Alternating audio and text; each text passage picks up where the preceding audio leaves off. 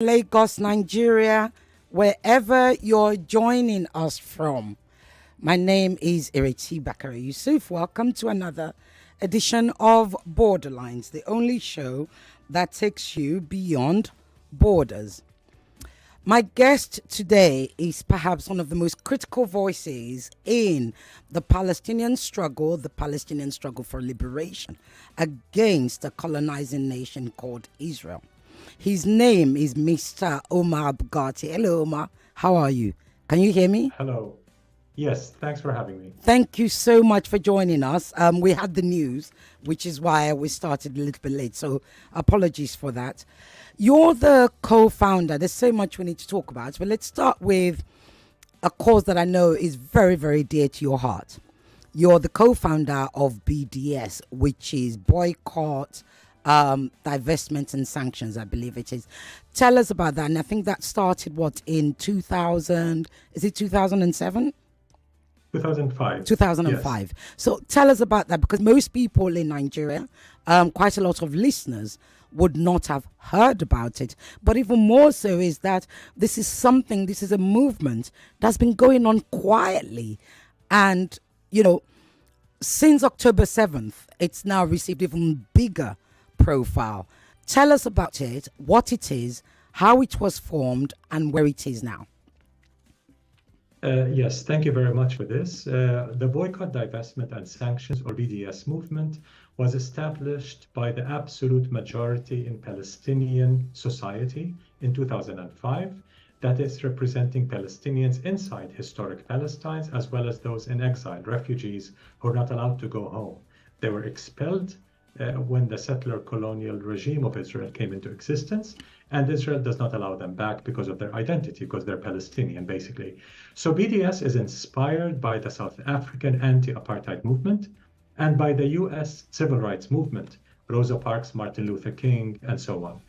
Basically, it calls for ending Israel's occupation, ending its system of apartheid, and recognition of the right of Palestinian refugees to return home in accordance with international law. When we say apartheid, it's not an inflammatory term that we're using. Today, there's a consensus in the human rights community, be it Amnesty International, Human Rights Watch, many major international human rights organizations and experts agree that what Israel is doing to the entire Palestinian people, constitutes apartheid according to the definition of this crime against humanity in international law. Now, BDS, to achieve those three rights, ending the occupation, ending apartheid, and the right of return for refugees, called for ending complicity with this regime at the state level, at the corporate level, at the institutional level. What do we mean by that? We mean that Israel's regime of settler colonialism cannot continue to oppress us and deny us our basic human rights without the support of powerful governments like the United States, United Kingdom, the EU, and so on, without corporations being involved with Israel's crimes, and without institutions, universities and theaters and many organizations also normalizing and doing business as usual with Israel's regime. This is all extremely important now because of the genocide happening against 2.3 million Palestinians in the besieged and occupied Gaza Strip. That's why BDS today is gaining a lot more traction even. It was already considered by Israel, quote, a strategic threat of the first order. That's how the Israeli government sees it. But since October 7th, since the beginning of Israel's genocide, it has taken an even bigger scope and a bigger space globally, from Indonesia to the United States and from Sweden to South Africa. One of the most powerful things about BDS is 117 Palestinian unions joined to form BDS. And it also, and like you rightly said, it also includes, it's like a sort of global struggle for, any geopolitical zone that's, if you like, being oppressed. Is that correct? Yes, it is an intersection. You're absolutely right. It's an intersectional movement in the sense that it sees Palestinian liberation as connected with other justice struggles, racial justice, climate justice, indigenous justice, women's rights movements, LGBT movements, and so on. We see the Palestinian struggle as connected to liberation struggles worldwide. This is why Black Lives Matter in the US has adopted BDS. This is why major trade unions in Brazil, in the United Kingdom, in South Africa, across the world have adopted BDS. This is why in the African continent, in many countries now, BDS is really growing among civil society, among justice movements working on various aspects. So we're not asking, let's say, progressive groups in Nigeria to leave everything they're doing and just stand in solidarity with Palestine. No, we're saying standing in solidarity with Palestine, especially today at a time of genocide, is very much connected to other struggles in Nigeria, including vis-a-vis its former colonial power and you know, the neo-colonialism of Europe that most of us in the global south are now talking about. Since Ukraine, it has come to the fore, but with Gaza, this Western hypocrisy and this neo-colonial system that controls the world, basically, the international forums, the FIFA, the Olympic Committee, everything called international is controlled by the same gang of Western colonial powers. And today, this has become a global south issue vis-a-vis the North. It's not just a Palestine issue. Indeed, one of the successes that BDS has had is, you know, now we're hearing about Boycott, McDonald's, Starbucks, you know, brands like Puma, AXA, HP, even the recent boycott Zara. How do you pick which, you know, business organizations to actually target? Sure. And if one, you know, if one was going to say, okay, I'm not going to wear, let's say I'm a female, I'm not going to wear Zara anymore.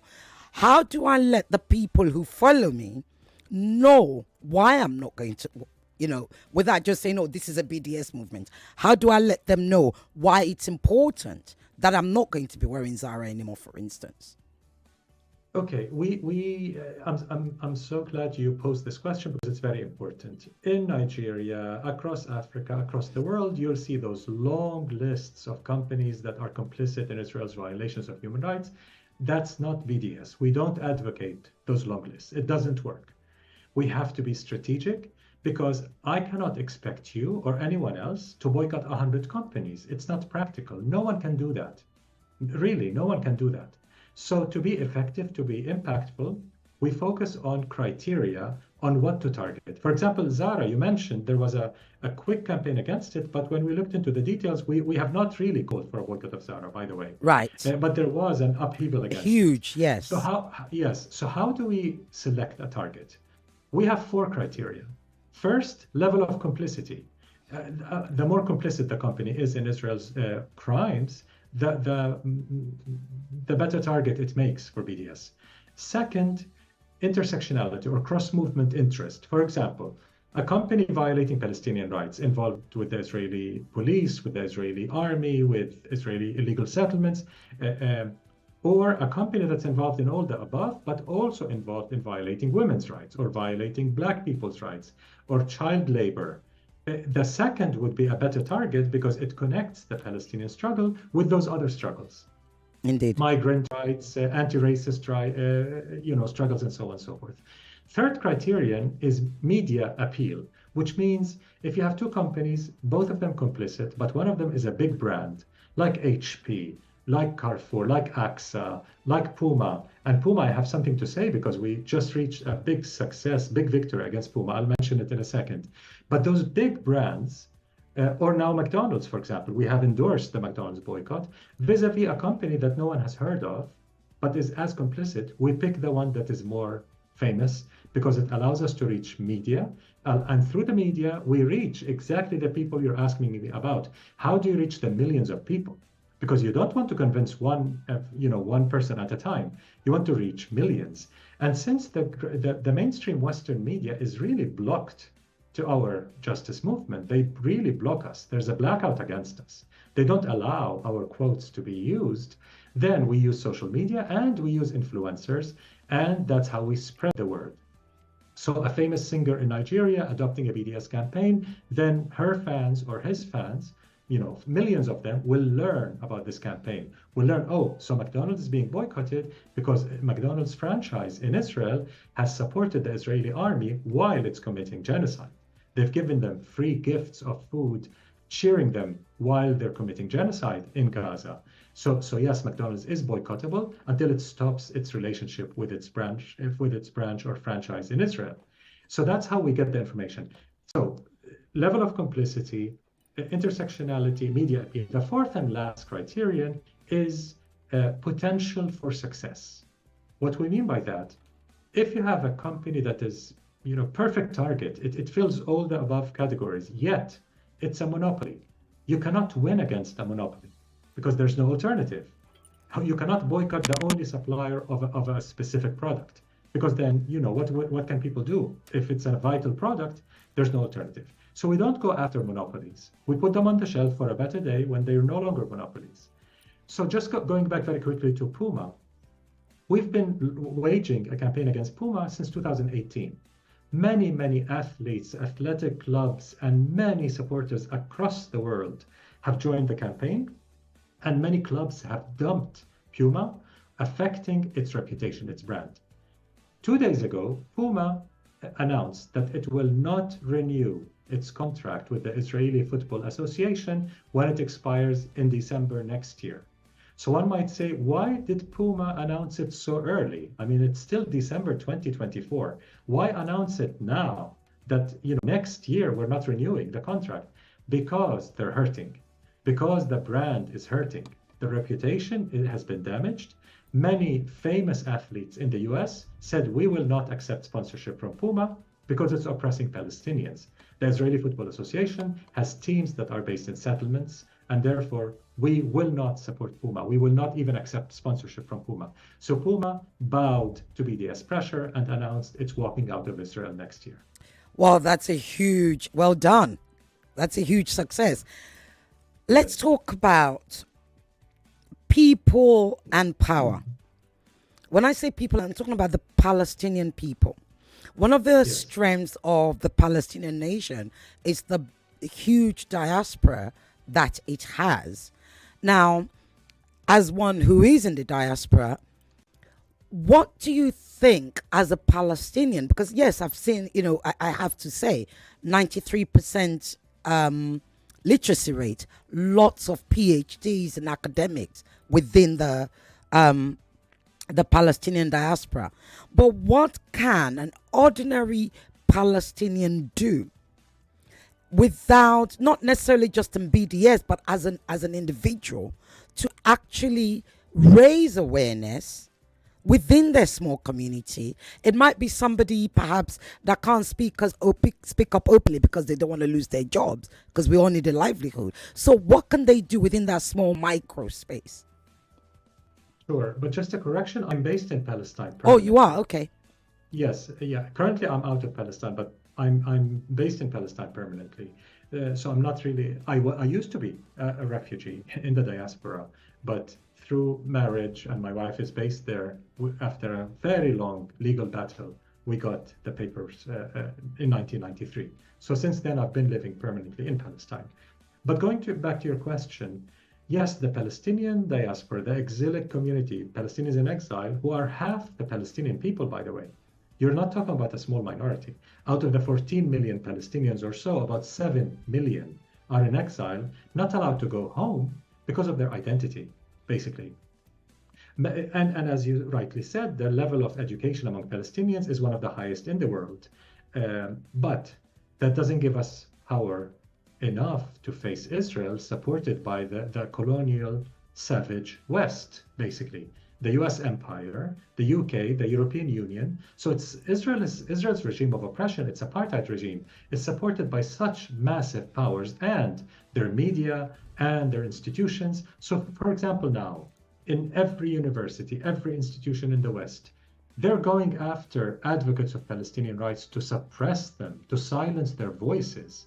So they're trashing all their liberal democratic talk about freedom of expression and human rights. Suddenly, when it comes to protecting Israel from accountability to international law, when Israel is committing genocide, suddenly they step on all these principles of human rights and freedom of expression, and they suppress not just Palestinians.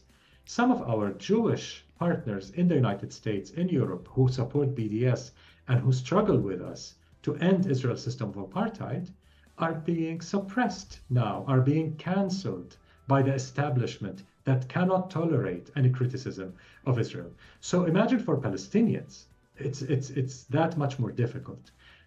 Again, this is another reason.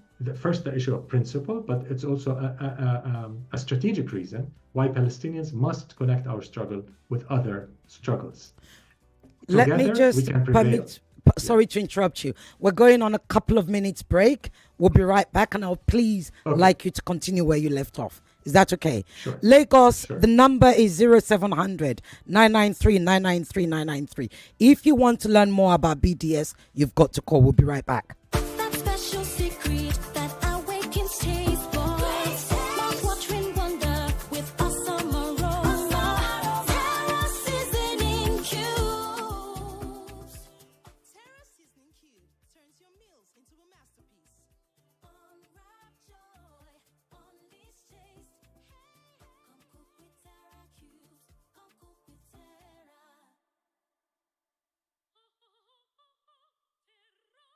We are all gathered here today to witness the joining of all 32 of you in blissful matrimony to Glow MiFi and Router.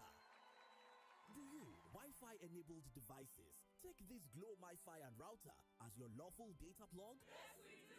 Do you, Glow MiFi and Router, promise to be there in good times and in Sakpa? Yes, we do. Now you may stay connected.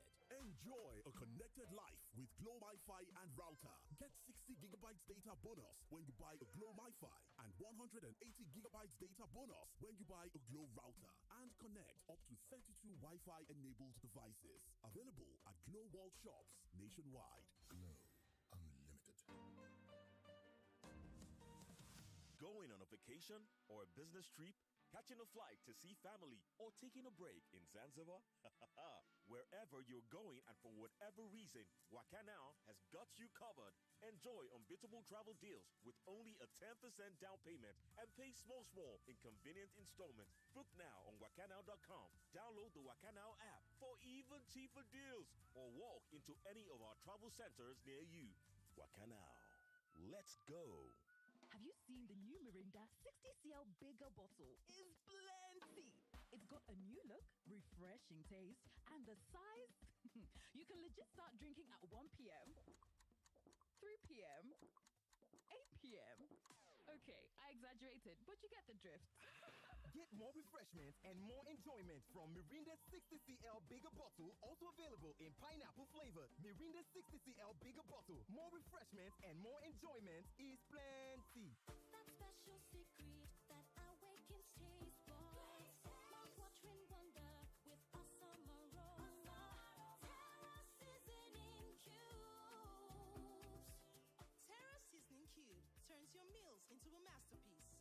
Unwrap joy, unleash taste. Come cook with Terra cubes. Come cook with Terra.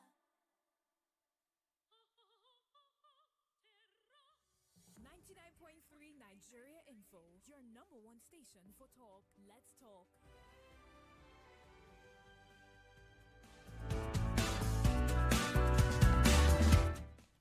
Welcome back, Lagos, to Borderlines. My guest is Omar Barghouti. He is the co-founder of BDS.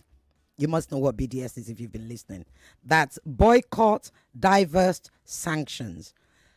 You can join the conversation on 0700 993 993 993. We have a female-only line, which is 01465 7190. As usual on Borderlines, it's better for you to send a message. So send a message to 0809 597 5805. Our website is nigeriainfo.fm. You can watch us live on YouTube. Mr. Barghouti is also with me via Zoom, so you can see him on YouTube on Nigeria Info 99.3, and we're streaming on Facebook Live. Twitter is Nigeria Info FM. Instagram is Nigeria Info FM Lagos. Thank you, Omar, for staying with us. Yes, Thank you were you. saying, let me allow you to finish the part you were talking. So you were coming on to the Palestinian. Yes. So going back to the Palestinian struggle, we really believe in intersectionality, connecting it with struggles. I'll give you an example. Across the African continent and across the global south, any average person will ask us, we have enough problems of our own. We have to deal with so many issues in the global south. You think why should we take a position against Israel just in solidarity with Palestinians? Um, and what we say, well, solidarity is an international obligation. Everyone should stand in solidarity. When South Africans were fighting apartheid, we all stood in solidarity. I was a student in New York, and I was part of the anti-apartheid movement in South Africa. So that's an international commitment. But it doesn't stop there. It's also an intersectional struggle. What I mean by that, look at Israel's role in the African continent. What is Israel's biggest export to the African continent? Weapons, spyware, and all type of election rigging technologies that help authoritarianism, that fan civil wars, that help pillage the wealth of African nations by Israeli companies, just like the American companies and British and French companies. So Israel is part of this colonial West that is really, it's a new form of colonialism in Africa. So even if you forget the Palestinians, Israel's impact on the African continent has been horrendous, just like in Latin America, just like in Myanmar. In the middle of the genocide against the Rohingya in Myanmar, Israel was exporting weapons to the regime. Across the African continent, it is exporting weapons field tested on Palestinians. So its impact is that terrible. This connects our struggles. We have a common enemy.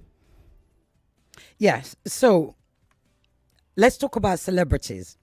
There are certain Yes. celebrities, specifically US celebrities, who have been called out for staying silent. I must talk about TJ Khalid. There's no way of avoiding that. You know, he's Palestinian. He's got a huge profile. He hasn't said anything. There are the likes of Beyonce, who launched her film Renaissance in Yes. Israel. When that film was launched, You Can't Break My Soul, the song, was being played, by Israelis. And there were so many others. One does find that very unusually, the majority of US celebrities, be it black or white, have been very quiet. What do you make of that, and what do you put that down to? Well, first, there's also the other side. Okay. We have never seen as many Hollywood A-listers sign on statements calling for ceasefire, humanitarian aid into Gaza, freedom for Palestinians. The number of Hollywood figures that have come and supported such statements is unprecedented. We've never had this many A-listers. Some of the biggest names in the industry have signed this statement and have paid a price. They've been vilified, they've been attacked by the Hollywood establishment, which is extremely pro-Israel, and by some US politicians connected to Israel's lobby, and Israel's cultural lobby. Israel has a full cultural lobby, well-funded lobby that attacks anyone who dares speak out against Israel in Hollywood, in the music industry, in the recording and publishing industries, and so on. Yet, many, many, many A-listers in Hollywood and other figures have come out. For example, and it's women of color who take the lead always, by the way. I'll come to Beyonce in a second. I won't ignore this. But for example, a key star of Scream 7, this famous Hollywood film that's coming out, she tweeted Free Palestine. She stood with the Palestinians, and she was canceled by the production company in Hollywood. She was removed from the cast, and she's a key star in Scream 7. And she said, you know what? I don't care.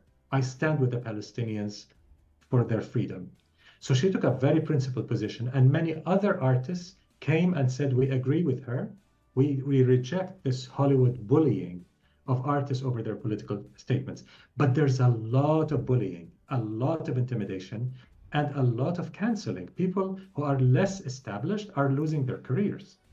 I'm talking about journalists, artists, writers, all sorts of people, nurses, professors, who are losing their careers because the establishment is trying to shut them down, basically, is trying to silence them. So this has intimidated some people, but that does not excuse people who have a huge profile and therefore who are privileged enough, protected enough, and powerful enough to speak out, but they haven't. This is cowardice. There's no excuse for it. This is cowardice. The Palestinians are not going through difficult times. We're going through the world's first televised genocide, the first in history. No genocide, not in Rwanda, not in Myanmar, not in Srebrenica. No genocide in history was televised, was live streamed for everyone to see. They're bombing buildings, residential towers on TV, and they don't care. It's that level of impunity. What excuse is there for anyone to stay silent when they have the power to speak out? To finish this point with Beyonce, we issued a nuanced position on Beyonce. We first thanked her for never playing Tel Aviv, and we cannot ignore this. Beyonce has received a lot of offers worth a lot of money by Israeli producers to play Tel Aviv, and she never agreed. That's to her credit. Taylor Swift, by the way, has never played Tel Aviv either. So we do give them credit for that. They've resisted at least that temptation to play Tel Aviv and all the money and fame that comes with it. But Beyonce and Taylor Swift and others, all those artists, do not control the distribution of their film. Indeed. So it's the distribution company that controls it. But when you're a Beyonce or a Taylor Swift, you're powerful enough to call this distribution company and tell them, look, I don't want my film shown in Tel Aviv. Don't get me in trouble with all my fans, especially black fans in the US, who are completely supportive of Palestinian rights. Most of Beyonce's fans, and she knows that, support Palestinian freedom. Most of her fans, she knows that very, very well. I mean, the Black American community is extremely supportive of Palestine, the most supportive of any community in the US. And she knows that. So she stands with Black Lives Matter, Beyonce, she stands with all these justice struggles. Well, guess what? All those people support Palestinian liberation as well. So she could have done something, but she hasn't. And we criticized her for that. But we, in our work in general, in BDS, we don't label people and we don't attack the individual, we attack the act. So when Madonna played Tel Aviv, we did not label Madonna. We said, you're playing Tel Aviv is crossing our picket line. It's undermining our struggle. It is an immoral act. We don't call the artist immoral, we call the act immoral. Indeed. This is important, not just on principle, because it allows us to reach our fans. The fans know that we deal respectfully with their artist, with their idol, and that brings in a lot of fan support for BDS campaigns, actually. Let's bring it now closer to the political space, because I'm sure you have a heck of a lot to say about that. I think it's the Israeli, I've forgotten his title now. Anyway, he was with the American security, Jake, what's his face, that's visiting Jake Israel. Sullivan. Thank you, Jake Sullivan, that's visiting Israel right now. And one of the things that he said in the press conference is that the war in Gaza is going to continue for several months. What do you have to say to that? Well, the US government, whether it's the White House or Congress, are partners in genocide. They're not just complicit, they're full partners in genocide, in Israel's genocide against the Palestinians in Gaza. They're arming Israel while it's committing genocide. They are enabling every aspect of its war on Palestinians, and they're shielding Israel from accountability at the United Nations and in every international forum.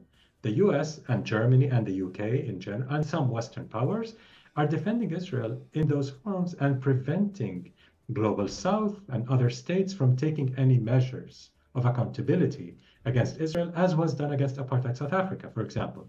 Whether it's a sports boycott, whether it's a military embargo, whether it's suspending Israel's membership in the United Nations or in FIFA or in the Olympic committees, all these international forums are so hypocritical.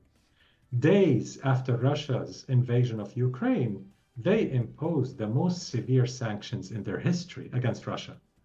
Well, Israel's settler colonial regime has been going on for 75 years, not days, not months, 75 years. And now it's committing genocide for weeks on end, and they couldn't find a reason to suspend Israel. And we've been struggling for that. And they're saying, no, no, we don't mix sports and politics. We don't mix arts and politics. We don't mix until it comes to Ukraine, then suddenly it's okay to mix politics and everything.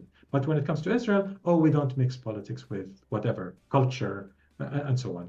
So it's important to say that Jack Sullivan, what he's saying is that the US, as a partner in this genocide, is involved in the decimation, the elimination of Palestinians in Gaza. And by that, I mean not just an inflammatory term.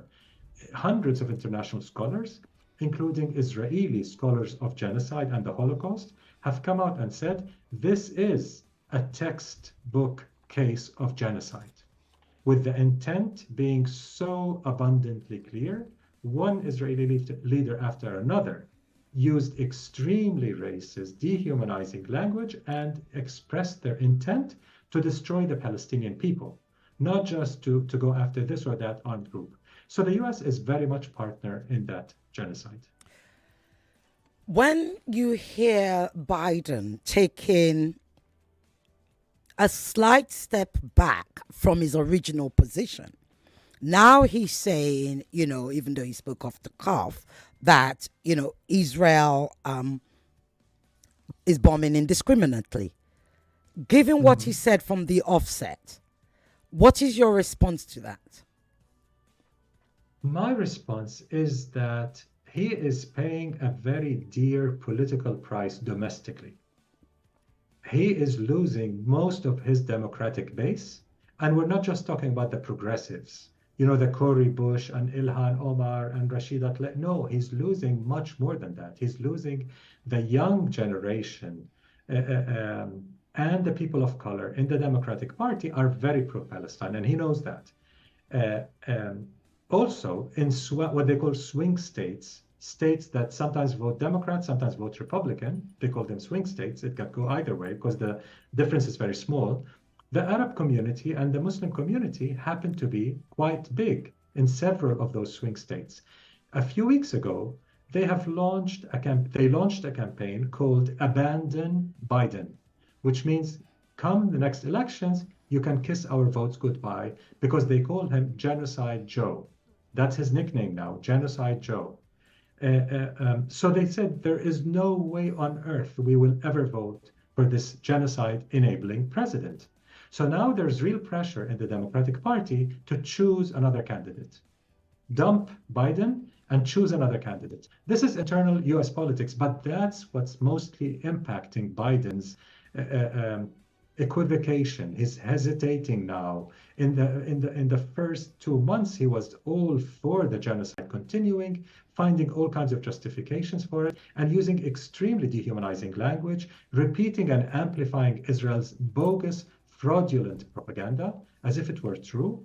And he is the president of the US empire, yet he acted like a propaganda tool for Israel throughout this genocide. And Palestinians can never forget this complicity. Okay, let me go to the calls because I think the lines are going. I think lots of people have questions. Bear with me. I'm coming to your calls now in Nigeria, Lagos, wherever you're calling from. Hello? Hello? Okay. Hello? Hello, good evening. Good evening, Colombo. Koboko. Koboko, rather. I greet you, I guess. Yes. Many people have forgot what happened in October 7th. Why did Hamas invaded Israel? She's okay, even you, 2 months now. You are no longer talking about why did Hamas say they want to annihilate Israel? Okay, if you stay listening, Koboko, if you stay listening, if you stay... Right. I'll bring that question to you, Omar. I'm sure you can answer, and then let me answer this. I couldn't hear the question, sorry. Okay, I will pass it to you. Good afternoon. It's Memnon from Festa. What's your name? So the two questions. What's your name? What's your name? Memnon from Festa. Memnon, go ahead. Yeah. So the two questions I have for you, yes. So first of all, let me thank him for being on the show. Is that first of all, in this state of insanity we are in, it's almost like no matter what any country does, as far as one of the five veto it, nothing is going to happen. So it's almost like in this. Then my first question is, in this current state that the fate of this war more or less is in the hand of these five countries, no matter what any other person does. So what should be the next step for those who support Palestine? Then my second question would be, if I'm relating this to the Russia-Palestine war, it's clear You that... mean the Russia-Ukraine? Russia-Ukraine war. Yes, go ahead. If I'm relating this one, it's clear that in this war, why the casualties are so high is that the militaries are not balanced at all. Okay, so what's your Palestine question? I is need not you to even hurry up. getting like a I need quarter you of the- to hurry up. What's your question? Okay, what I mean is that it's looking like now is either an escalation if Russia or China chooses to support Palestine, Okay. or annihilation from Israel's point. Okay, thank you. So yeah, so Thank those you. are my two Thank questions. you. I like knowing his thoughts. Thank you very much. Hello? Yeah, well, Cecile, good afternoon. Good afternoon. What's your name and where are you calling from? Yeah, me have Emmanuel on the line calling from. Okay, Mano. Oh, your line just cut off. I'm so sorry. Omar, let me come to you with the two questions that I have. The others will be calling back and the lines are alive. The first one is a regular listener of the show said why it's like everybody is forgetting what Hamas did on October the 7th. Why did Hamas try to annihilate Israel on October the 7th? That's the first one. The second question, which is from Menno, he said he tried to juxtapose Russia and Ukraine to what's going on in Palestine and Israel. And he said if China or Russia were to get involved, it'll basically, what he's saying is, will it escalate the whole, the war?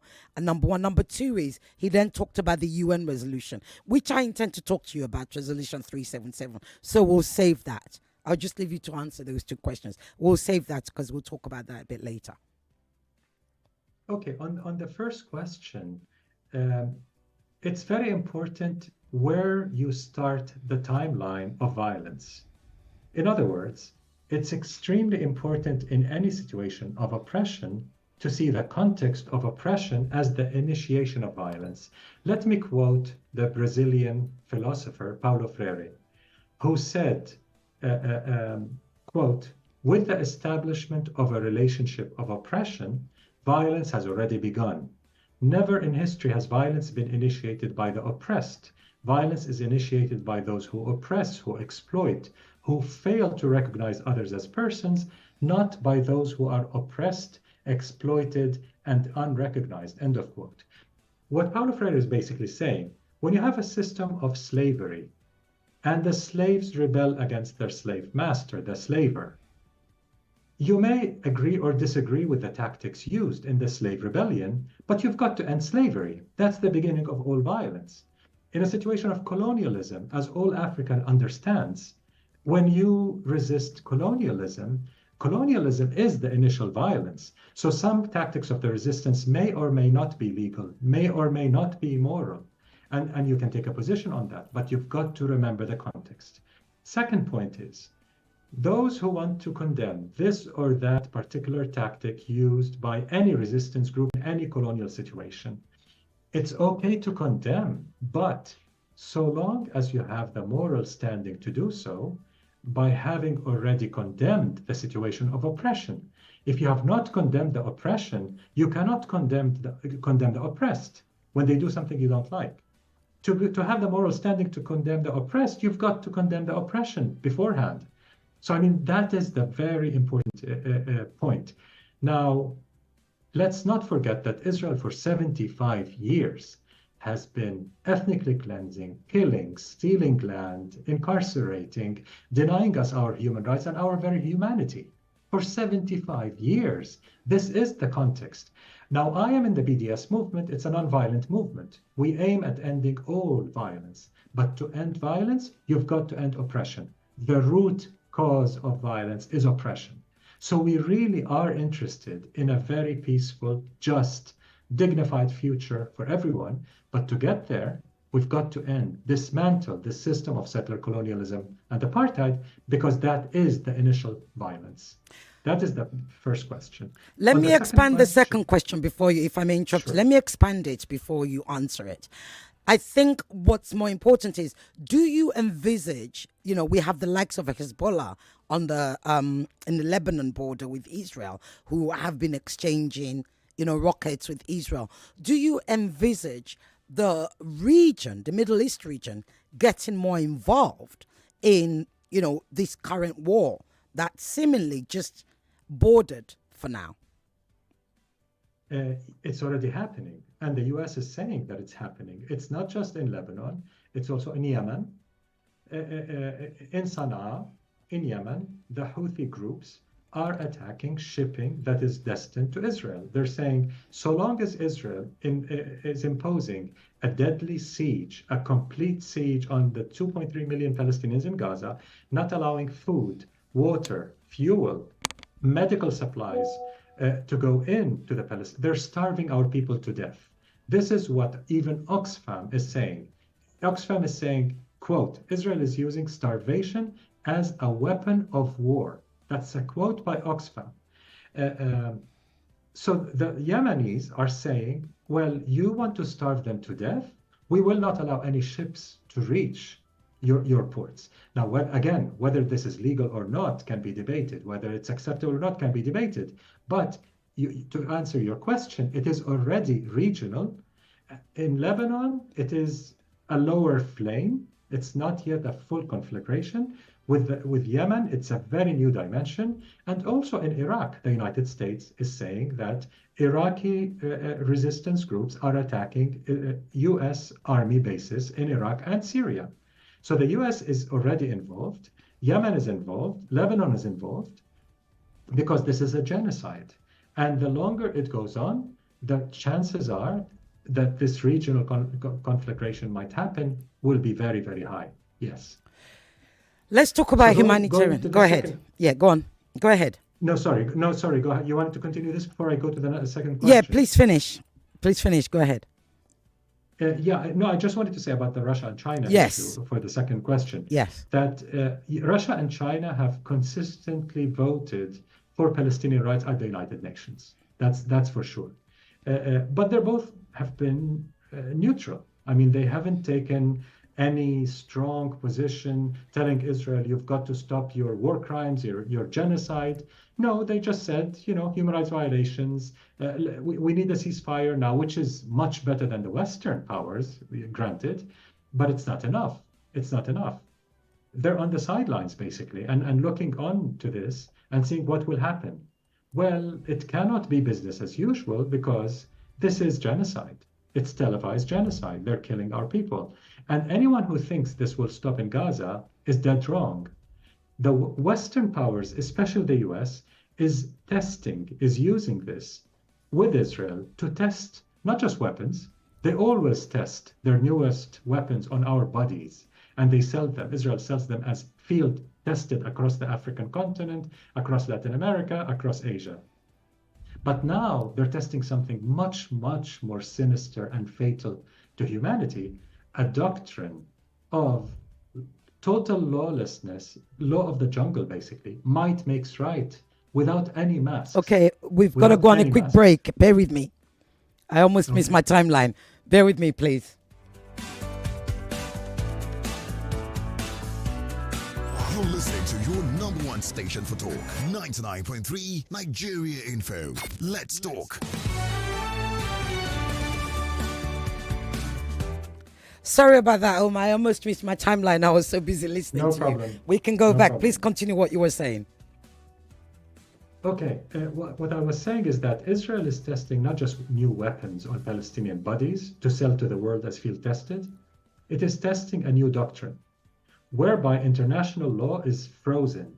Principles of human rights are frozen, and they can get their way to do whatever they wish, bombing hospitals on TV, bombing United Nations shelters and schools, bombing mosques and churches. The world's third oldest church has been bombed and damaged by Israel More than 20 Christian Palestinians in Gaza were massacred, one of the so many massacres in Gaza.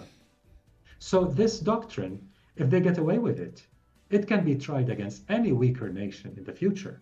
So the British and the French and the Germans, they can try it against any weaker nation or any racialized community in Europe as well. So this is a danger to humanity. And not just the global south, everyone should be concerned. And everyone should help us hold Israel accountable to international law. No state has to be treated like above international law. Archbishop Desmond Tutu of South Africa, who was a dear, dear mentor to me. I knew him personally. Archbishop Desmond Tutu once wrote in The Guardian in the UK that Israel is put on a pedestal above everyone else and above international law. An extremely powerful metaphor. The BDS movement seeks to take Israel off the pedestal so that it's treated like every other state committing those heinous, barbaric crimes. I was supposed to have, I'm sure you know Nour Odeh. Do you know Nour? Yes. Right. Nour was supposed to be my guest immediately after you.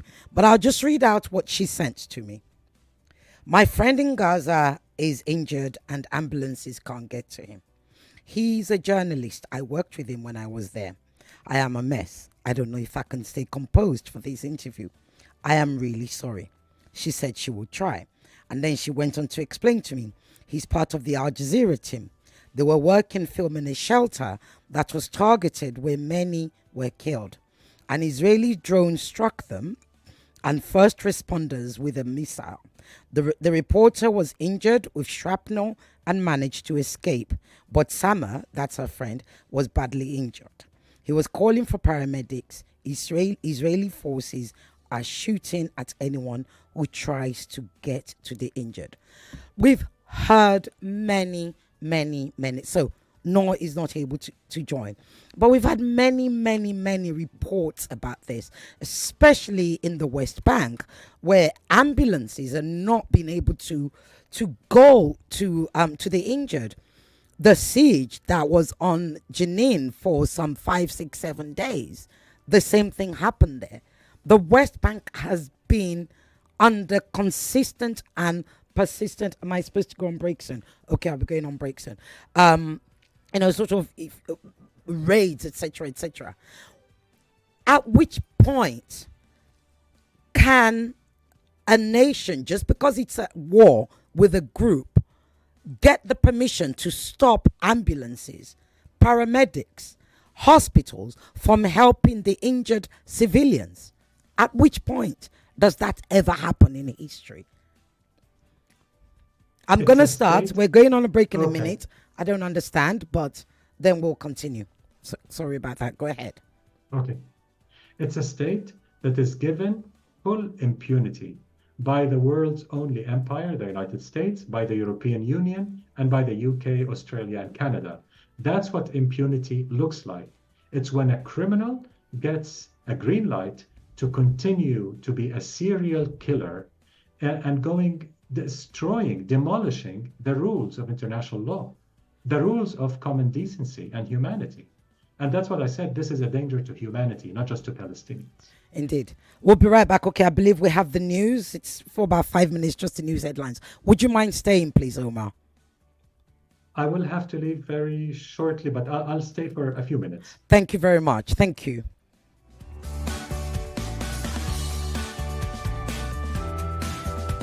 You're listening to your number one This station is for The Voice on 99.3 Nigeria. Big bull rice, yeah, in the pot. 7 it up, I stay hot. Stone free premium parboiled rice, big bull in the pot.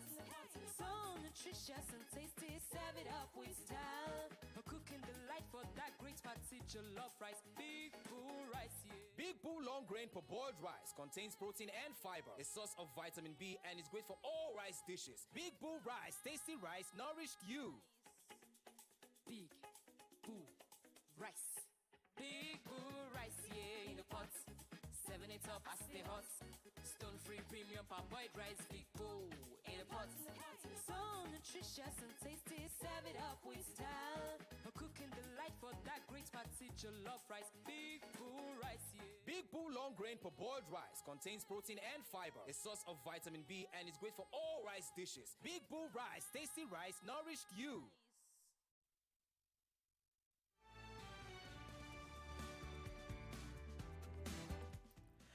Welcome back, Lagos, Nigeria, wherever you're joining us from. I'm still with my guest, Omar Barghouti. Thank you very much, Omar, for joining. You were saying earlier about, but I think because you've only got a few more minutes, let's move on to UN Resolution 377. So the resolution before that, which was to call for an immediate ceasefire, was vetoed by the US. Then, the two of the other countries then said, look, we have a responsibility for peace. There is still, we may not be able to stop the Americans from using their veto, but we can also call for another vote called Uniting for Peace, which is Resolution 377 for an immediate ceasefire. And in that vote, we had 153 countries in favor, with only 10 against and 23 abstaining. Interestingly, the UK, who supported Israel, who were, sort of, if you like, speaking the same narrative and rhetoric as the US, also abstained. First of all, what does that 153 in favor out of 193 countries, what does that mean, the power of that? Talk to us about the power of that vote. It means that most of humanity recognizes what's happening, that Israel and the US, plus the UK and European powers, are destroying the international legal system that has prevailed since World War II, no less. They recognize that. There was an interview with a senior G7 official in the Financial Times about a month ago, where that official, from the global north, obviously, said, we can no longer talk in the global south about Ukraine or about human rights. They will laugh at us and they'll kick us out of the room. No one will listen to us when the West starts lecturing about human rights and journalists' rights and medical rights. No one cares what we say because they see us as hypocrites. Indeed, most of the world today is calling the West's bluff. They're saying you're hypocritical. You don't care about human rights. You care about domination and your hegemony and your banks and your corporate interests. You don't care about humans if they're not white, basically. The rest of humanity that is not white, you don't care at all about that. And that shows in your not just supporting Israel politically, you're arming it. The weapons, the munitions, the airplanes, everything used by Israel against our people to commit the genocide in Gaza is supplied by the US, Germany, the UK, France, Italy, Canada. I mean, those are the same states that are defending Israel from international law, are arming it to commit genocide. So this vote at the UN shows this genocidal US-Israel axis being more isolated than ever. So this is another heavy price that the United States is paying. The Biden administration is paying a heavy price domestically, losing voters in the Democratic Party, his base basically, and externally, internationally. The US is becoming more of a pariah state along with Israel. We've had and we have seen, like you said, live systematic dismantling and unthreading of every single aspect of Palestinian life. Social structure, livelihood, businesses, schools, hospitals, places of worship. Yet, we hear the Americans, we hear Blinken, we've heard Jake Sullivan today. Everybody keeps talking about the day after the war.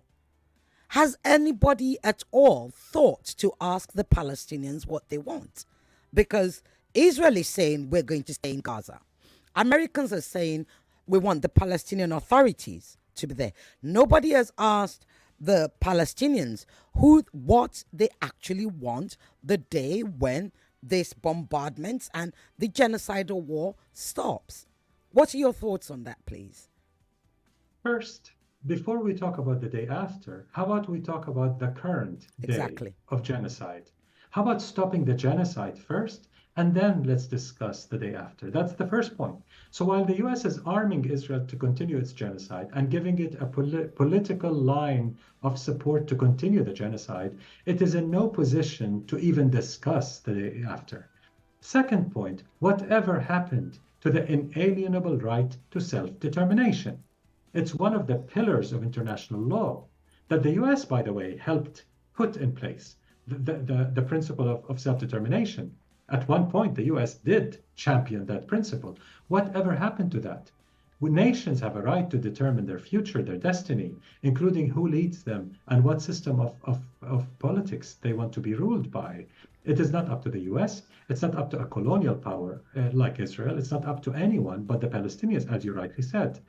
But again, I think they're trying to divert attention from the ongoing genocide and the horrific, apocalyptic, as UN experts have called it, apocalyptic humanitarian situation for Palestinians in Gaza, to discuss some theoretical, hypothetical day after scenarios. And then move everyone to a debate on, oh, would this party be better than that? Or should Egypt be involved? Or should Saudi Arabia be involved? Well, if we keep discussing that, there won't be many Palestinians left in Gaza because Israel is actively, ethnically cleansing them. They're starving them, thirsting them, bombing them, injuring them to push them to the Egyptian border, and then they will bribe the Egyptian regime or push it to accept hundreds and hundreds of thousands of Palestinian refugees, who are most of the irony of history. The absolute majority, over 80% of Gaza, are refugees from the Nakba, the 1948 ethnic cleansing of Palestine. So they're refugees for the second or third time now, and they want to ethnically cleanse them again. This is what's happening while we're debating the day after. Indeed. We've heard of persecution of Palestinians, even in Europe, in places like Germany. Germany, a country that's obviously racked with guilt, given what Hitler did, in 1948, in the Second World War, 6 million Jews were killed, etc., etc. Why is, how can that be stopped? Where ordinary civilian, Palestinian Germans can't go about their daily business. In fact, to the extent that to become a German citizen in one of the German states, they've actually just passed a law saying you have to sign a declaration or something to say you accept Israel's right to exist. Yes, what do actually, you make of that? Yes, go ahead. That's a federal thing. Yes, that's the German thing, not one of the states in Germany. That's a federal law that they're passing. And it's so draconian, it's so McCarthyite, it's so repressive that even UN experts are saying German democracy is in danger, basically. Germany, when it comes to this issue, is turning quite authoritarian. The repression in Germany is unprecedented. We've never seen anything like it. Jewish Israeli BDS supporters in Germany are being called anti-Semitic by the white Christian establishment. Just imagine how ironic. So forget Palestinians and people of color. Of course, we are trampled upon. Every right of advocates are trampled upon. But even I'm saying Jewish Israeli advocates of Palestinian rights today are being silenced in Germany and labeled anti-Semitic. A very famous American writer was just denied a prize. There's a debate now whether they'll give it to her or not, and she's a Jewish daughter of Holocaust survivors. And she's famous. She writes for The New Yorker, a very big outlet in the US.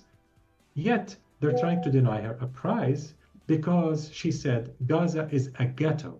And what Israel is doing to the Palestinians in Gaza is similar to what the Nazis did in some European states that they occupied against the Jewish community. In the Warsaw ghettos, yes.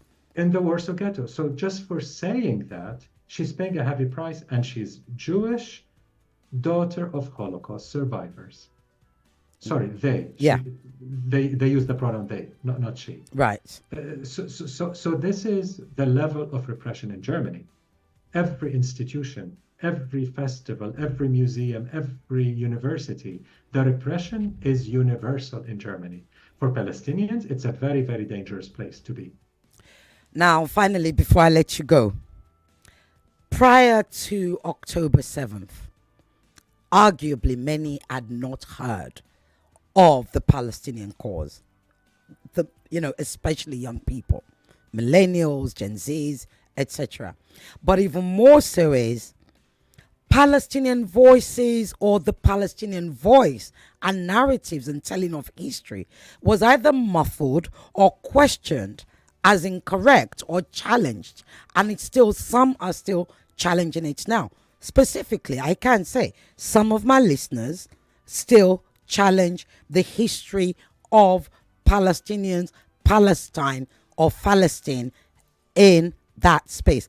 Can you just give us, I don't know how long you've got to give us, but a brief history of that and why it's important that, because I had Miko Peled on here. Miko Peled said, look, when Palestinians tell their story, everybody questions them. When we Israelis tell Palestinian stories, other people somehow listen to us. And it just goes to show how totally insane that is. Over to you. I don't know how long you can give us, but please. Sure. Just in a nutshell, the history of Palestine is not that debatable, really.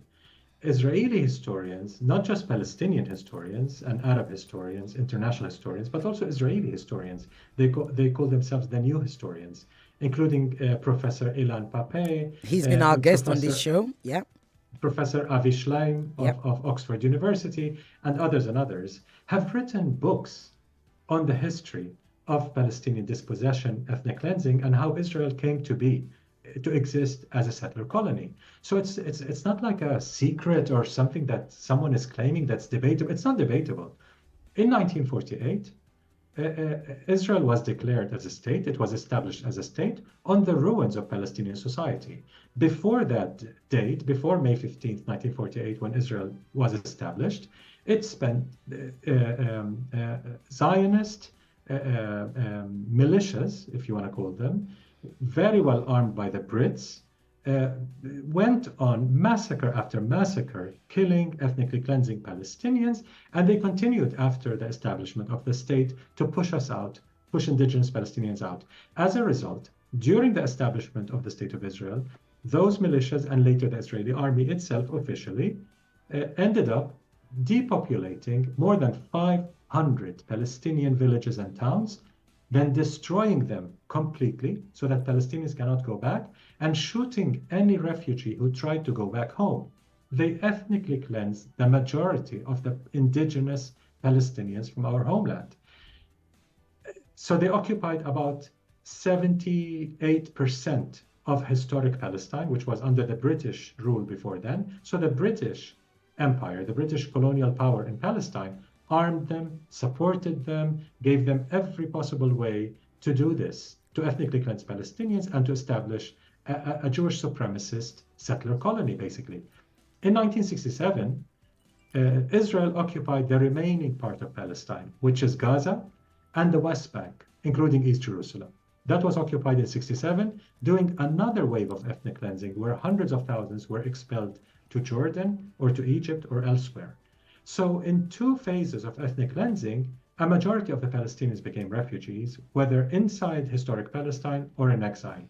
So today the Palestinian people are made of roughly three constituencies. When we talk about Palestinians, it's very important for listeners to remember.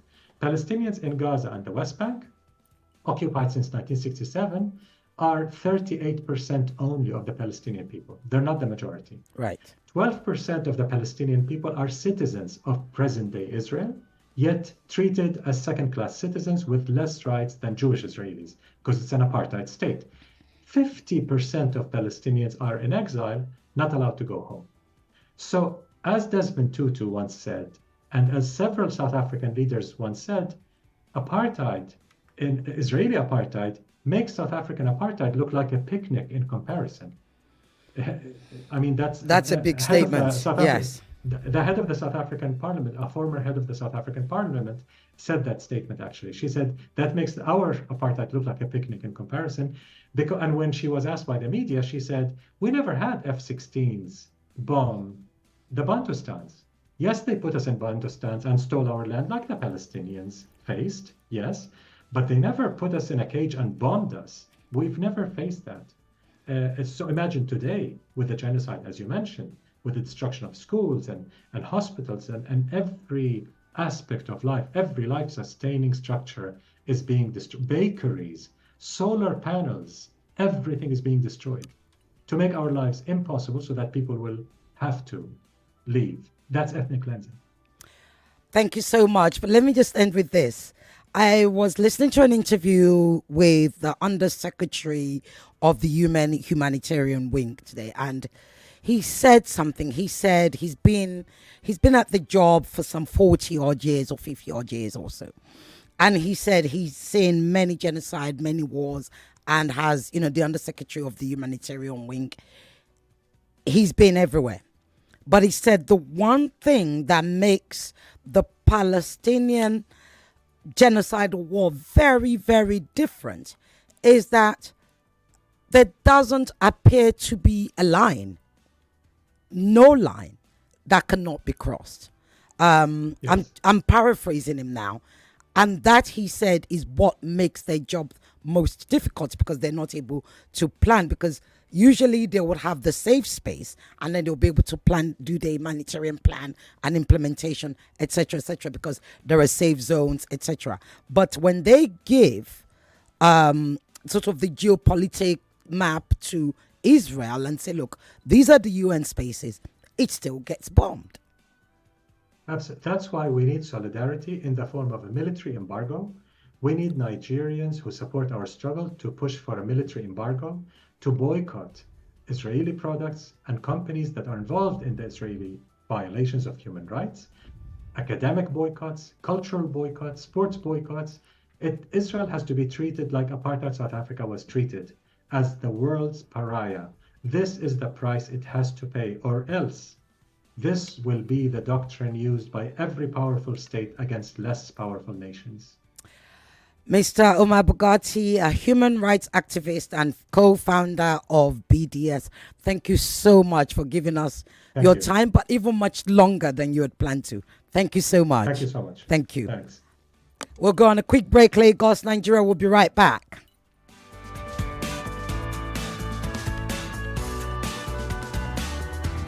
Hello, my name is Abdul. My friends ask me how I stay updated with current happenings around me despite my busy work schedules. Oh, that's my secret. Everywhere I go, my radio goes with me. In the morning on my way to work, and even in the office. I'm always tuned in to 99.3 Nigeria Info. It keeps me going through the craziness of my everyday. My radio is my best friend. My radio is 99.3 Nigeria Info. Uplifting the nation through information.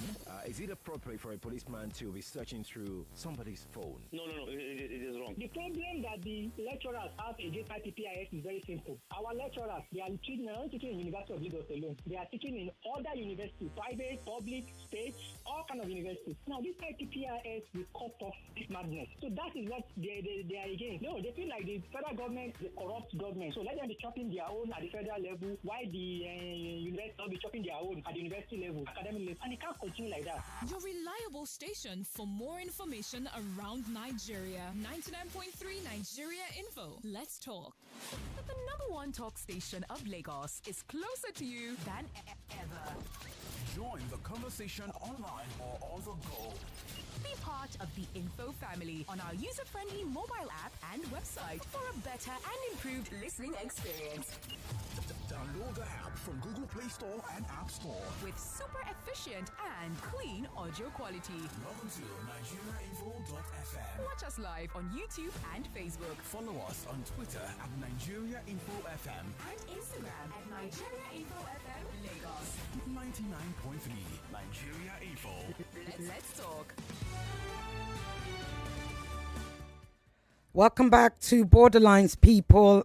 You heard me read. My second guest isn't able to be with us because, let's be honest, journalists are being killed in Palestine.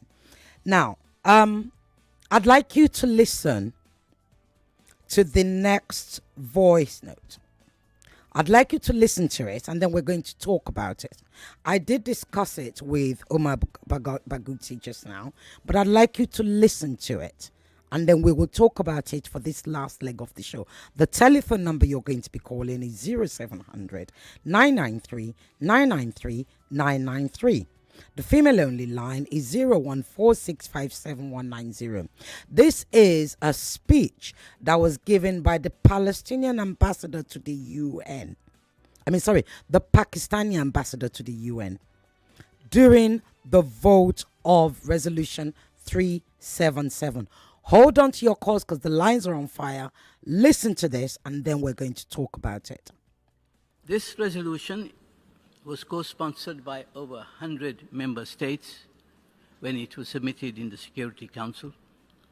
It obtained the affirmative votes of 13 of the 15 Council members, but it failed to pass due to the negative vote of a permanent member of the Security Council. Yet the international community is not without recourse. The UN Charter provides the General Assembly with considerable residual powers, and acting under the Uniting for Peace process, we can take action to demand a halt to the war which is taking place and killing thousands of people every week. The draft resolution is one we are confident will elicit the support of the vast majority of the UN membership. Pakistan has not co-sponsored this draft resolution, and we have not done so because we reserve the right to submit amendments to ensure that the text which is adopted by the General Assembly is equitable and balanced. And it is a matter, therefore, of deep regret, if not surprise, that some friends of Israel have introduced amendments to once again condemn only one side, but exonerate the other. Unlike Canada, I cannot appeal to their sense of equity and justice. But what we can do is to appeal to the sense of humanity, of justice and fairness of the rest of the UN membership. And I'm confident that this entire membership will not agree to place the blame only on Hamas, but not on Israel. That would be unjust, unfair, and inequitable. Mr. President, when you deny people freedom and dignity, when you humiliate and trap them in an open-air prison where you kill them as if they were beasts, they become very angry, and they do to others what was done to them. And therefore, for Austria and my friend from the United States to blame Hamas in their amendments is not equitable, is not just. The blame, if it's to be placed, has to be placed on both parties, and especially on Israel. Mr. President, with the end of the pause, the skies over Gaza are filled with projectiles of death. Attack helicopters, drones, artillery shells, tank shells, mortars, bombs, missiles. Israel has dropped 25,000 tons of explosives on Gaza, nearly the equivalent of the atomic bombs dropped on Hiroshima and Nagasaki.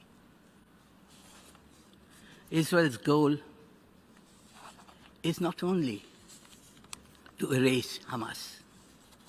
This is a war against the Palestinian people. Israel's goal is to erase not only a people, but the entire idea of Palestine. Its campaign is a carbon copy of the massive campaigns of racial slaughter by other settler colonial regimes in history. Mr. President, over 18,000 Palestinians in Gaza have been killed, another 42,000 wounded, and more than 1.8 million people, over 80% of Gaza's population, have been driven from their homes. Thousands are missing, buried under the rubble. And yet Israel is not deterred. Is this any form of legitimate self-defense when you can kill 18,000 civilians with impunity and enjoy the protection in the Security Council against action? Therefore, I would appeal to all the membership to see this one-sided slaughter that is taking place. If Hamas is named and not Israel, you will provide a justification to the Israeli war machine to continue its roulette wheel of death. I believe that this is not the intention of the membership of the United Nations, to justify, to give a justification for the genocide that is taking place. I would therefore, on behalf of my delegation, on behalf of all the Arab countries, on behalf of the OIC, appeal to all the membership to vote against the amendments proposed in L28 by Austria and L29 by the United States. In case these amendments are adopted, Pakistan will submit sub-amendments to these in order to restore balance, in order to name Israel as the perpetrator of the mass crimes that are taking place in Gaza today. I thank you, Mr. President. Okay, let your calls come in. Did you listen to that? Rarely do we get enough time to talk on Borderlines. We have some 26 minutes or so. You can call me on 0700 993 as a result of what's happened to a close friend, former colleague of my guest. We now have time to talk. I'm coming to your calls now. I can see the lines are alive. Hello? Hello? Hello, Sisioge. Good afternoon. Good afternoon, Okun. How are you? Calling from Bagada. Thank you. How are you? I have actually taken time to listen to this discourse. Mm-hmm. All the time, you get learned people from Palestine talking about the same problem. There is this saying that war does not recognize who is right, but who is left. You ask the question, what do they want? I wasn't able to, listen at that point in time. But I think they should be talking of peace, safety, security. These are their brothers. These are their brothers. Is it when so many of them have been killed that they now go for peace? Whatever led to Hamas going into Israel to commit the atrocities, whatever has furthered it to the extent that Israelites are now dealing with them this way. I think that Palestine should be sincere enough to know what they want and make sure that it's settled. Let both parties live together. Okon, you ask, thank you for that. You asked before you go, you said you didn't hear that. What do they want? If you've heard any Palestinians on any channel, any media space, any session, any discussion, any interview, they want peace just as much as you and I cherish our peace. They want to stop being killed just as much as you and I like our lives. They want peace. Now, you're possibly asking, what do they want with regards to coexisting with Israel? Is that correct? Yes. Right. Let me try and answer. You have two divisions, and this is not just about Palestinians. You have, it's a line. Some people, right, including Israel, say they want a one-state solution. Some people, including some Palestinians, say they want a two-state solution. This is what the political solution and discussion that is yet to have.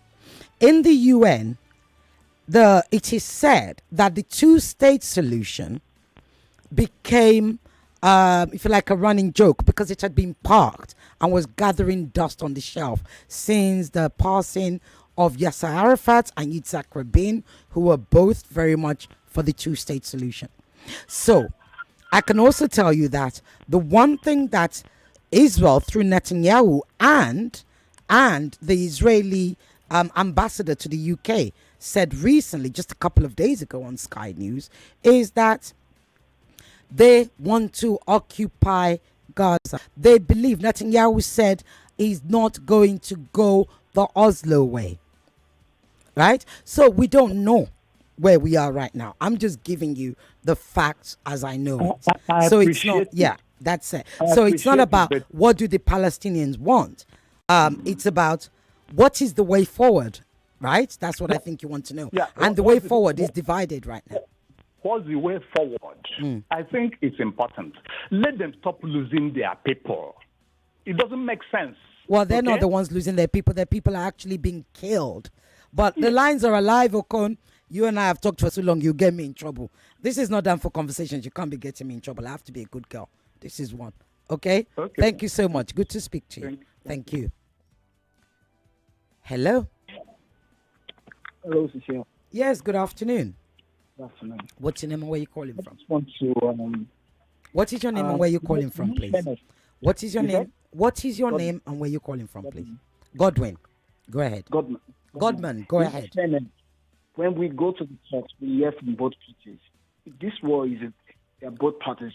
When you hear what? Sorry, your line is not clear. We hear from what? Say that again, slowly. When you're in a talk setting, there is both parties. You have to have the judgment as to hear from both parties. Let's hear from both parties, yeah? Yes. So in this, many times you've told only the Palestinians to talk and talk. But we've not heard from the Israelis. Should I answer that question?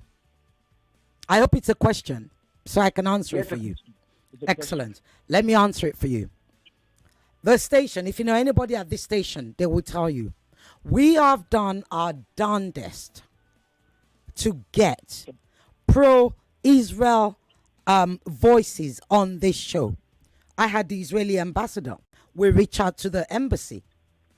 And those who have sent me WhatsApp messages, not WhatsApp messages, but messages on my Instagram, I have told them, if you know anybody who has a strong enough knowledge, who can speak for the other side, send me their details and I'll have them on my show. Absolutely. But guess what?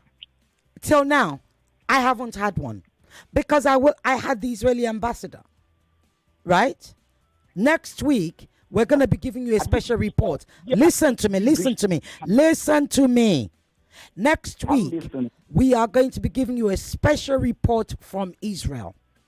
Do you think that is because we are biased?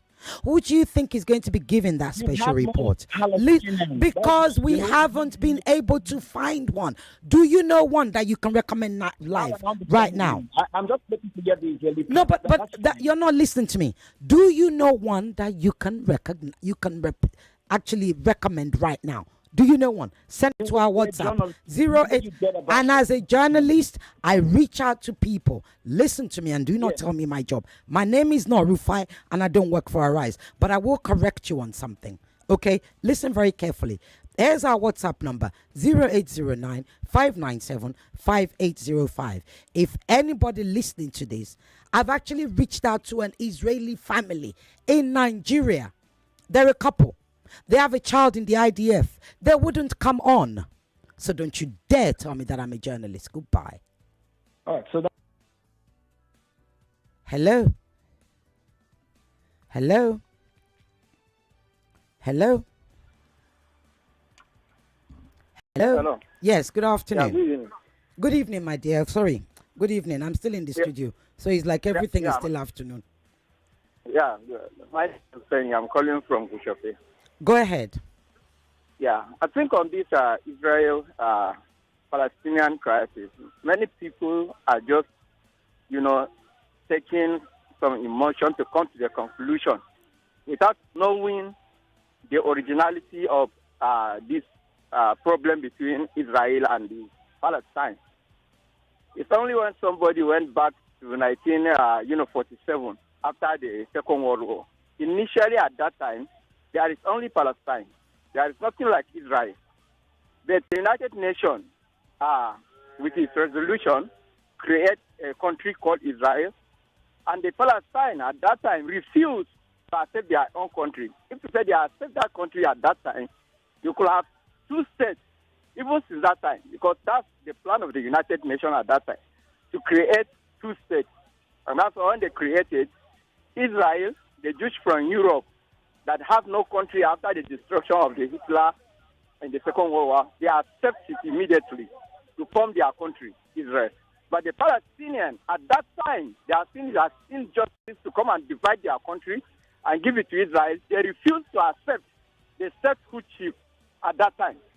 So if you cannot go back to that history, you won't understand what is happening. And no matter how, if somebody has a human feeling, when you look at the destruction in Gaza, at least what I expect from any human being, you have to look at it as a humanitarian factor.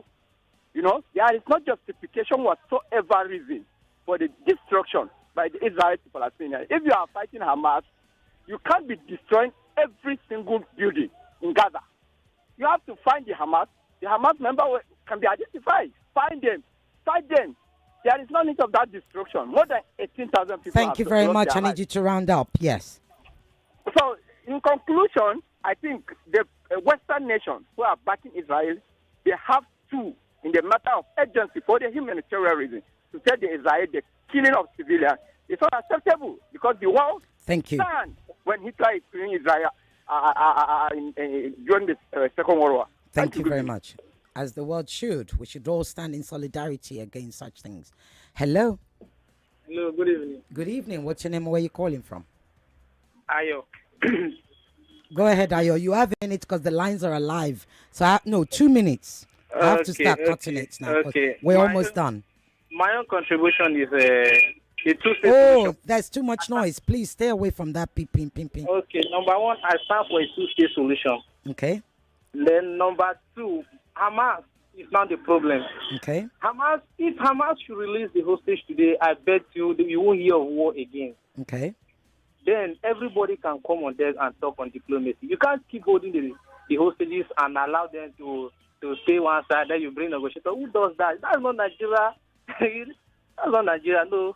Release the hostages, the war will end. Come on there, you have your two-state solution. That's what I stand for. Thank you. Thank you very much.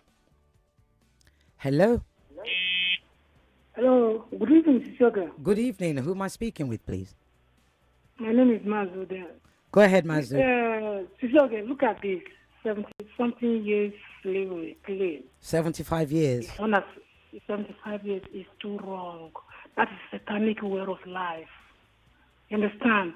Israel and America, both England, they are all practicing satanic life. Oh, I don't know about that. I can't have you calling. You can't be using that word, please. I'm sorry, but killing somebody, what is it? I get you, but let's find another word. Otherwise, I'll have to cut you off. Please find another word to use. Another word. I'm just sorry for this very word I know. I understand. Forgive me. Okay. Yeah. You can say horrible. What I'm trying to say.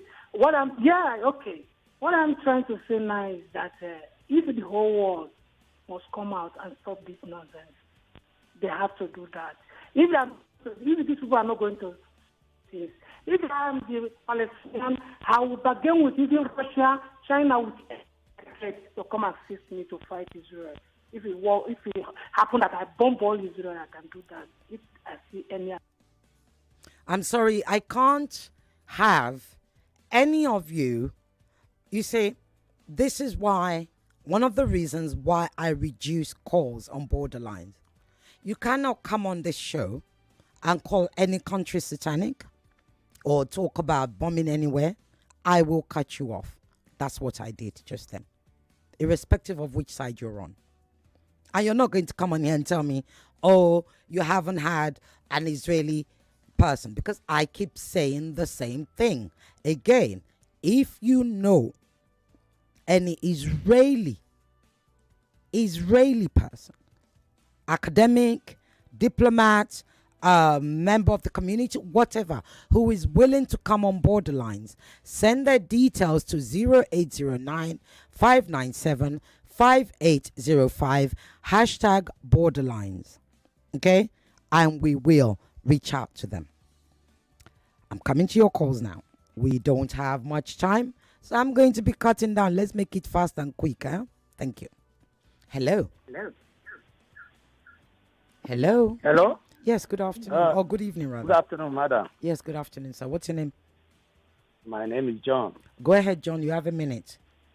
Okay, what I want to say is this.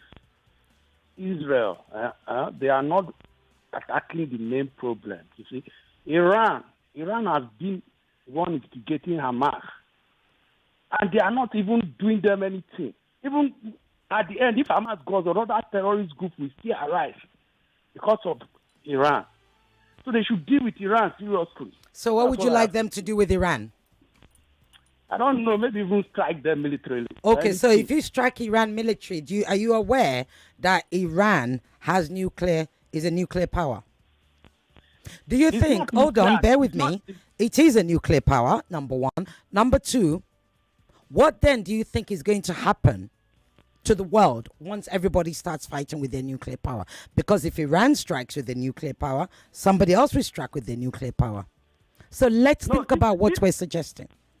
Okay, Israel is not going to strike them with nuclear power. It doesn't matter. If you hit me with something, you can't control how I respond. Let me finish. At least let them feel a little death. Like what? Like what? Hamas have been killing Israel. Israel have been killing. But you didn't say Israel. You said Iran. What I'm asking you is sitting comfortably here. Right. Huh? What I'm asking you. Getting all this war. So if according to you, and nobody is talking about them, telling them to shut up.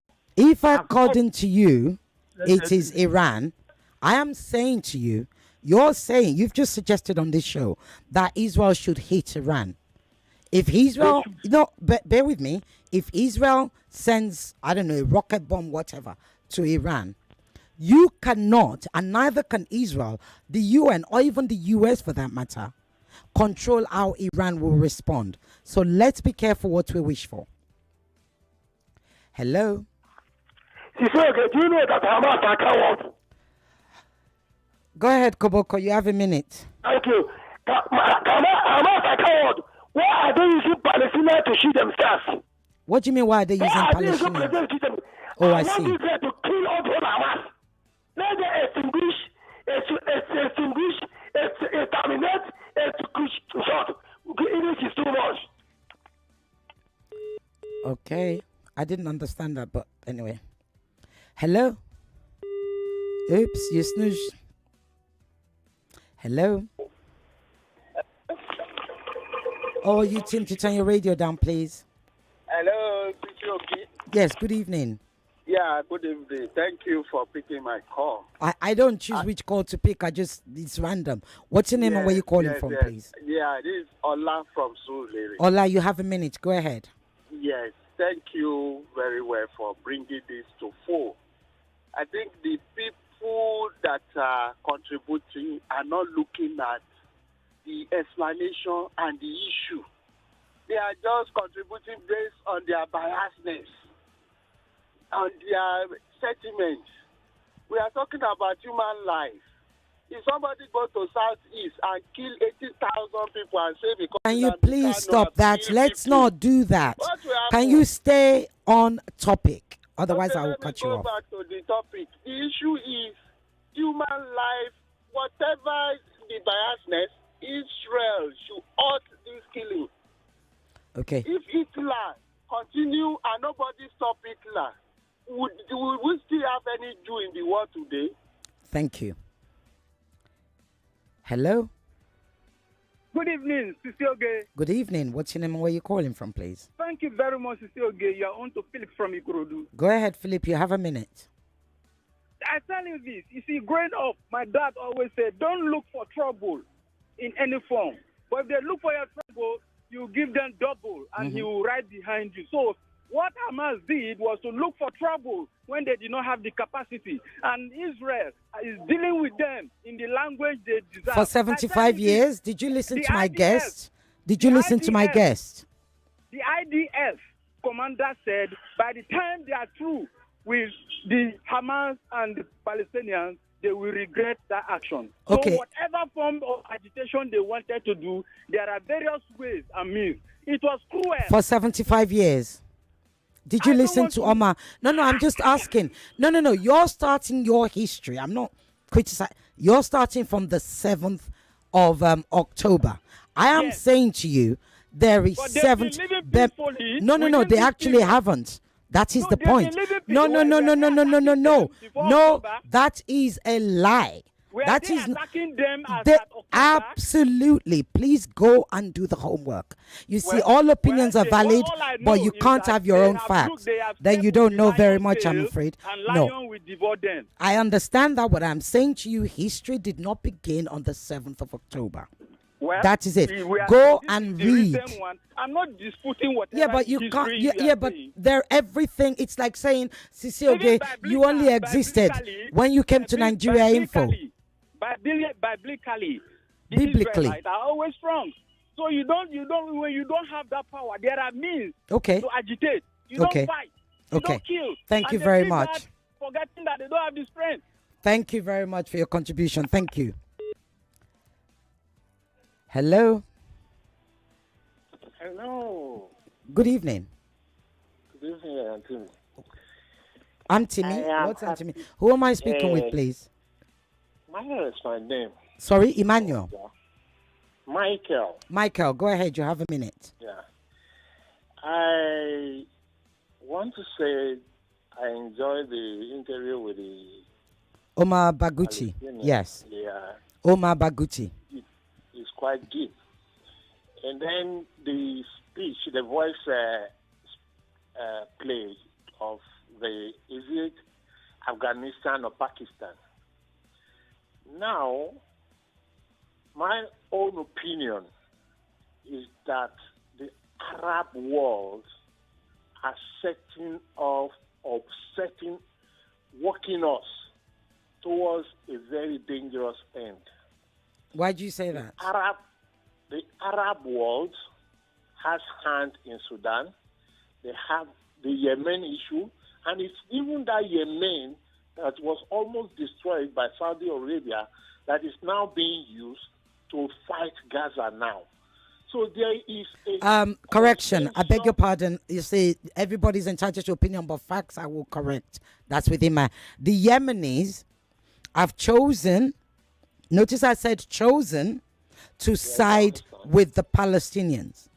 You cannot say they are being used, because they will say it is their decision and they've been saying it since.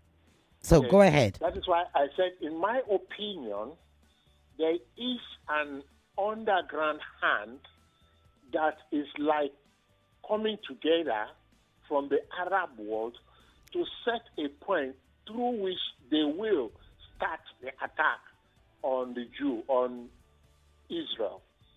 And I want to say, I do not support what the Arab world is doing to the world today. And they need to have a way which the international world, talk to them. And this is one. Are you aware that the people who have actually been negotiating peace since October the 7th are Arab countries? Primarily Egypt and the Qataris, the UAE. Yes. So why then would you make such a statement? But I've got to go. Thank you so much. Thank you. Hello? Hello? Hello? Hello? Hello. Yes, good evening. Good evening. Ugochukwu on the line. Oh, Gochuku, good evening. Go ahead. You have a minute. Ugochukwu, yeah. I think what is happening here is that when it is not good, it's not good. An injustice to one is an injustice to all, whatever. Whether Hamas, whether Israel. Just like you said, if Israel hits Iran, how do you think that Israel will respond? When Hamas was hitting Israel, they don't know that Israel is going to respond this way. So I'm appealing. A life has been lost. Israel lost a life. Now Hamas and the Palestinian are losing a life. A life that one cannot create. Just like what is even happening. Somebody even tell you about the Southeast. Somebody, they are killing people in the Southeast. War plane everywhere in the Southeast. Just what is happening. We are appealing to people in the world. Stop killing souls. You cannot create human beings. Don't kill human beings anymore. Let there be ceasefire. I'm advocating for that. Thank we you. Don't support what is not good. That is my own opinion. Thank you very much. Ceasefire. Thank you. Anywhere, an injustice to one is an injustice to all. Everywhere in the world. Thank you. Please, please. Thank you. Hello? Hello. Good evening. You have to turn your radio off, please. Yeah, I'm. I beg your pardon? Yeah, good evening. Good evening. Yeah, this is Ferdinand. I'm calling from Ikeja. Go ahead, Ferdinand. You have a minute. Okay. I think I don't know. I think you're actually doing it well, but I must tell you that Israel have right to defend themselves. I didn't say they didn't. And kill 1,000 people at a time or more, and kidnap some people. I want them to go to sleep and say nothing. They are not Nigeria that does not value human life, but they value cow. They value human life. So they have to put an end to it completely. So would you say killing 20,000, if I may interrupt you, would you say killing, bear with me, my brother. Come and kill like that, I can kill 1 million if I can do it. Right, I see. Because my people's life matters to me, not like other people that don't care about people's life. So innocent children and women who don't know anything. I think Hamas started with children, women, and other people too. So right now we're at about. They kidnap women, they kill children. We're at about 10,000 or so children that have been killed in Palestine. Whether they kill one, because the value Israel value at least one Israeli is equal to 10,000 Hamas. Thank you. So that's their own value. So they can do it that way. And you're okay with that? No problem. Yeah. Thank you. Thank you. Hello. Hello. Good evening. Evening. Good evening. I'm Kingsley calling from it. Kingsley, yes. Quickly, 1 minute. We're almost closing now. Honestly, I've been hearing the contributions the people are making here. The only thing is this. As the UN has voted that they should stop the war. Ceasefire. At least they should the ceasefire. These are human beings. The killings are human beings. Nobody will say it's because it is happening there. You know, if it happens to somebody you don't know, it will be as if it is flies that are being killed. Indeed. These are human beings. They should stop it. At least 10,000 to 1,000 something. It should be enough. Thank you. It should be enough. No matter the offense, they should stop the killing. It's too much. Thank you very much. Barbaric. Thank you. Yeah, thank you. I'm coming to my very last call because literally we're closing. So you've got to be able to do it in just under a minute, whoever you are. Randomly, I'm picking a line. Hello.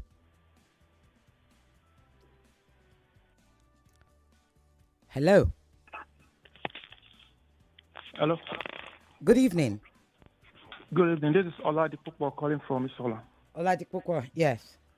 Yeah, I think what the people are missing is when the UN Secretary General said the October 7th did not happen in vacuum. He said in isolation, yeah. Yeah. So people need to go and sit down and learn what has been happening before that October 7th.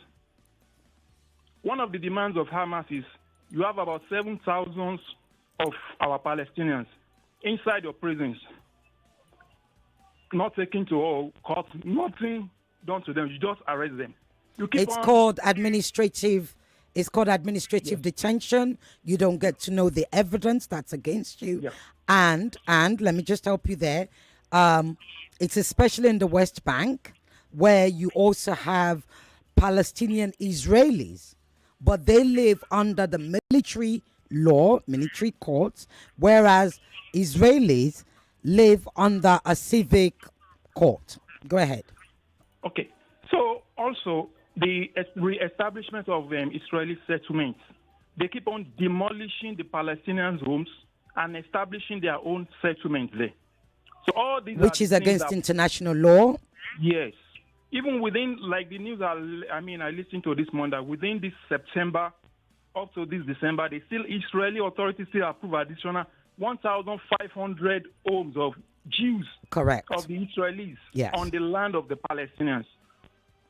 So that keep on continuing. Okay. But we need to just I need you to wrap up. Yes. We just need to put ourselves in the shoes of the Palestinians. Assuming movement for the emancipation of Niger Delta, we knew what they did when they were active. I really don't want to bring any of that into that, please. Please. They now strike, and they now, based on that, all the population around there is now being destroyed. So let us put our shoes in let's put ourselves in the shoes of the Palestinians. Thank you very much. People should Thank you.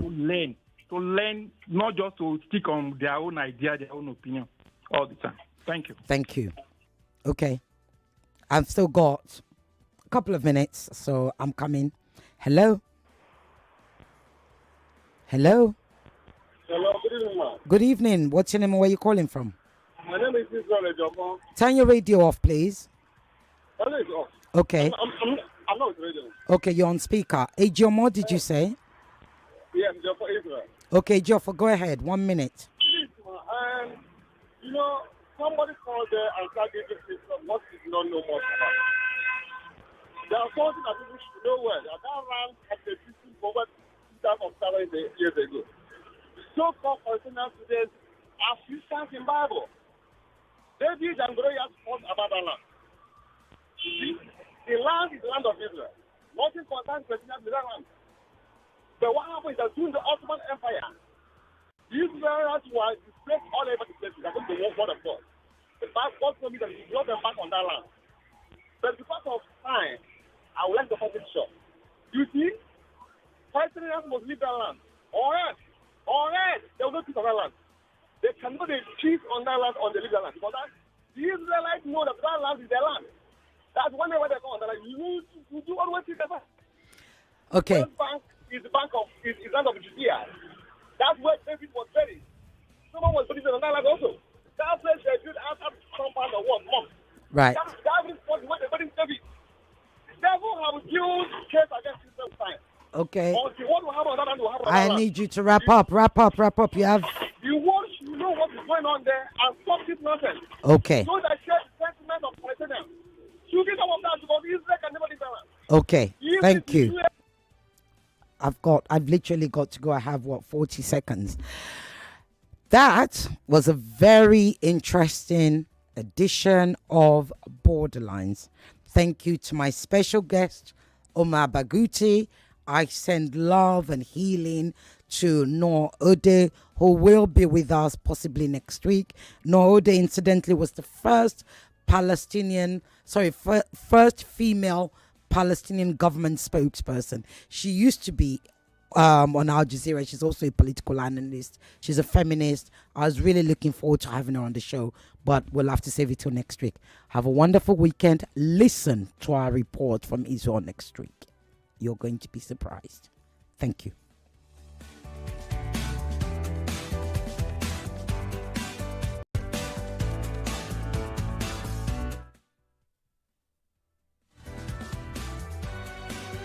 Listening to your number one station for talk, 99.3 Nigeria Info. Let's talk. The number one talk station of Lagos is closer to you than ever. Join the conversation online or on the go. Be part of the Info family on our user-friendly mobile app and website for a better 99.3 Nigeria Info. We are more than just radio. Subscribe to our YouTube channel at Nigeria Info FM. Check us out on Facebook at Nigeria Info 99.3. Follow us on Twitter at Nigeria Info FM and on Instagram at Nigeria Info FM Lagos for live updates as it happens. 99.3 Nigeria Info.